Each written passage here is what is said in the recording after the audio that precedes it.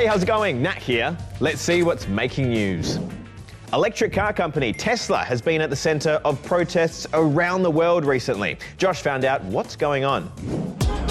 Protests, fires, and a whole lot of spray paint. These are just some of the sights from Tesla showrooms around the world. So what's the deal? Well, Tesla is owned by this guy, Elon Musk. He's the world's richest person, the owner of X and SpaceX, and you've probably seen him hanging out with US President Donald Trump a lot too. I love Tesla. That's because he was recently made the head of the US government's Department of Government Efficiency. And yes, that spells DOGE. As part of the gig, he's been tasked with slashing government spending and has played a big role in overhauling federal agencies, which has made a lot of people pretty angry. The cutting of services, the cutting of foreign aid, the cutting of free speech. It's not supposed to be run by an unelected billionaire. So, over the past few days, there have been hundreds of protests across the US, urging Tesla owners to sell them. And in some places, protests have gotten pretty extreme, with Tesla cars being set on fire. Protest organisers have condemned the vandalism, and Mr Musk has called for the arrest of those behind the violence. I totally understand if somebody doesn't want to buy a product. Yeah, it's up to you. It's a free country, you know, but you don't have to burn it down. But with the movement spreading internationally, this Tesla distaste might only continue to accelerate.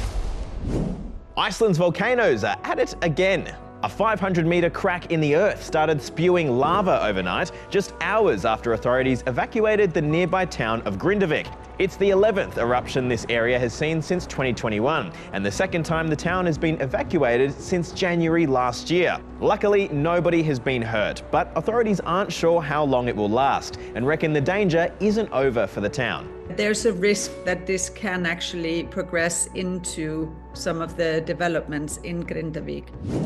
Today is World Autism Awareness Day, a United Nations day all about raising awareness and understanding of autism spectrum disorder. We caught up with 15-year-old Patrick, who is autistic and non-speaking, to hear his story. My name is Patrick. I am 15 years old. I love to bushwalk, swim and spell. I use a letterboard to communicate because I am non-speaking. I am autistic and have apraxia and developmental coordination disorder. I need a communication and regulation partner to help me by training my arm and finger and ocular eye movements. I spell non-speaking and not nonverbal because nonverbal means without words, and I am not without words. Terminology is important to me because I am autistic and don't have autism. It's my identity, but it doesn't define me. When I went to school, I was treated poorly. Teachers treated me like a baby and like I don't understand anything.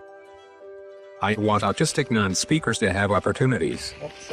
We have human rights like neurotypical people and deserve to be treated fairly. My dream is to become famous and to ask autism organizations to include autistic non-speakers in decision-making about policies and procedures in their organization. It was one of the most moving speeches I've heard in this place in 19 years. I plan on going to university to study disability advocacy and also becoming the world's first autistic non-speaking hiking guide. Good on you. You can change the world when you give people who are non-speaking an opportunity to be included. Now it's time for a part of the show I like to call Smile, You're on Camera. First up, to a special mission to the edge of space. It's actually a private mission funded by crypto entrepreneur Chun Wong, with a pretty exciting lineup, including the first female German astronaut, Rabia Roger, and an Aussie explorer, Eric Phillips. I mean, check this out.